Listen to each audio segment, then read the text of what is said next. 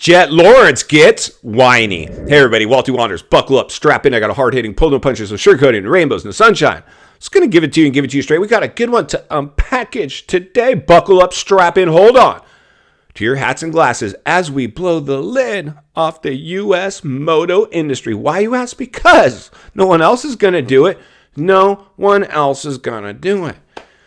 Wow. Rainbows and sunshine and puppy dogs and lollipops and now glazed donuts for your convenience. Glazed donuts in every stadium.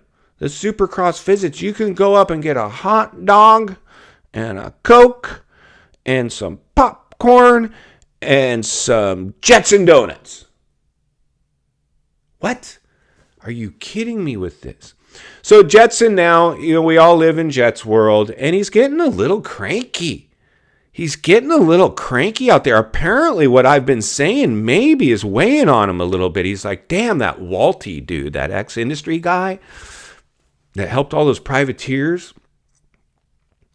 with cool band stuff going on back in the day. Crusty Demons of Dirt, Triple X videos, freestyle, X Games, all the awesomeness that was all born from the racetrack that's now like mini bikes. Meep, meep, meep, meep, meep, meep. Maybe he was right. I'm like just some donut marketing machine. I've got all these marketing agencies now and handlers telling me what to say all the time. They want to do this new Fruity Tooty Fresh and Fruity flavored donut, and they want me to like stand next to it and smile and take a bite and say it's really good. And that's what's going on. That's what's going on. Is this what's going on? Am I wrong? I don't know. I'm a salesman, I'm a marketing guy, I'm an industry guy. I believe that's what we're seeing out here. So he's getting a little cranky. In Seattle, I saw Jetson get a little cranky even before the race. It wasn't even after McAdoo and him got together, which whatever, Rubbin's Racing. What happened to Rubbin's Racing? We should start fining people. We should just fine McAdoo because he took down the face of the sport. Even if it wasn't his fault.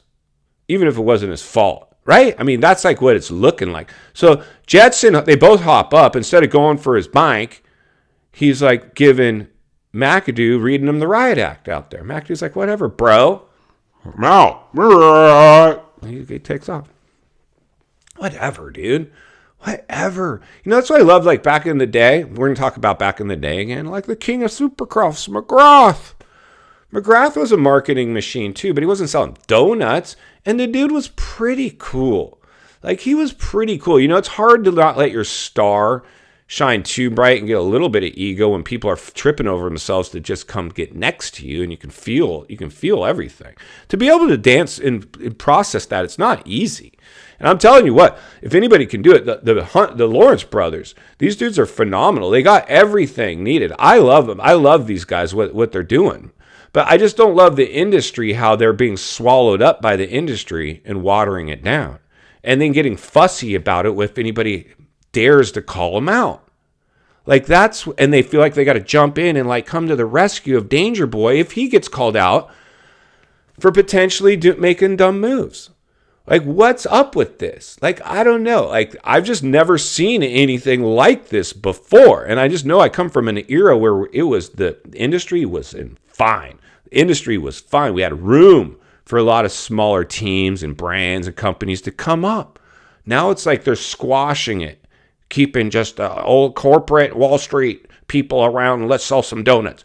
That's what I'm seeing, and the industry is failing. I don't shoot the messenger. I'm just telling you guys what's going on right now. So as we dissect a little bit of Jett Lawrence, coming unraveled a little bit, this is segueing us into why this is so important. This is so very important. Because you see, like I said, even Jett, when he comes out after in the main and wins, he still wasn't happy. I'm not happy. I could just tell. Could you tell if you're playing armchair psychologist on his interview? It wasn't a happy-go-lucky Jett. Now, you know what? Everybody's entitled to have their ups and downs. You don't have to be in a good mood all the time. Like, we got to cut the guy some slack. Maybe there's something outside of the McAdoo incident coming into the race. Maybe, like I said, they asked him to sell a Rudy Tooty Fresh and Fruity donut, and he said no. Like, I'm seeing people on the internet giving me hate. Don't worry about that, Jett. Just sign the contract right here. Your agent says we got to sign today. And, it's going to be worth a lot of money. He's like, dude, I already got a lot of money. And I'm set for life. He's set for life. By the way, you guys, if you didn't know, he could quit tomorrow. He's made enough money right now over the past 2 years, set for life, unless he just goes and blows it. But if he wanted to budget that money out with a financial planner, set. He's done.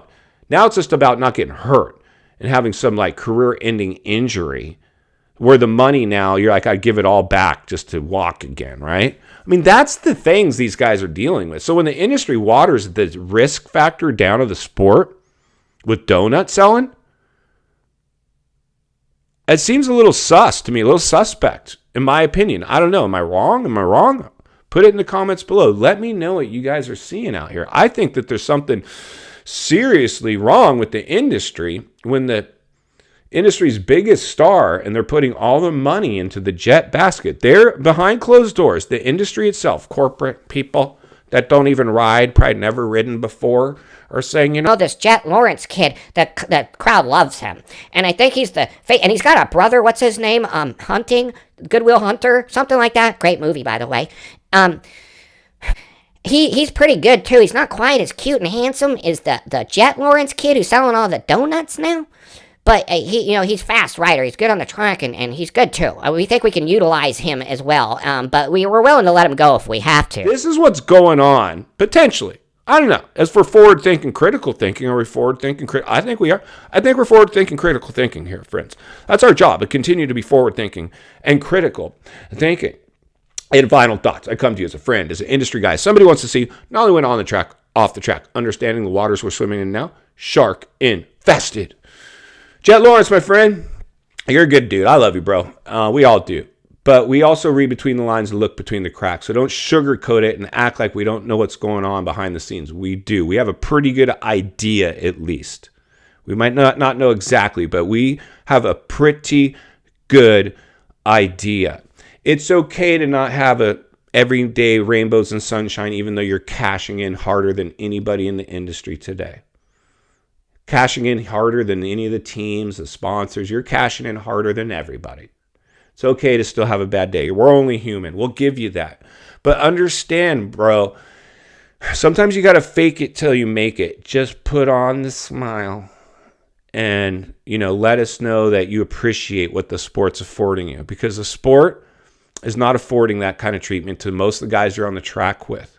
So if somebody rubs you, and rides you hard, which I'm sure you've done your fair share of riding others hard before too. If you don't dish it out, if you can't take it, I know you can take it, but I think now the money, you're starting to understand this money machine, the marketing of the industry is not all rainbows and sunshine. You're now turning into more than a motorcycle rider, turning into a marketing machine. And that's what happens to the big dogs. Ask Jeremy. He'll tell you all about the marketing machine. He handled it very well. He's the king of Supercross now. He's earned that right. But not everybody's going to be able to beat the king. There's only one Jeremy. So your job is to be the best Jett you can be, possibly not even watering it down with donuts and selling something that's a little more substantial. I know it's probably not your call anymore, but I'm going to be here to blow the lid off it every step of the way because it's not only what we need, it's in fact what we deserve. If you appreciate the content, I want to humbly ask you to give the video a like, subscribe to the channel, leave a comment below. I'd love to hear from you. Social media link in the description of this video if you'd like to contact me there. And if you enjoyed this video, I know you're going to love the next video on your screen. As always, thank you for your time. Don't go over the bars today. We'll see you on the next video.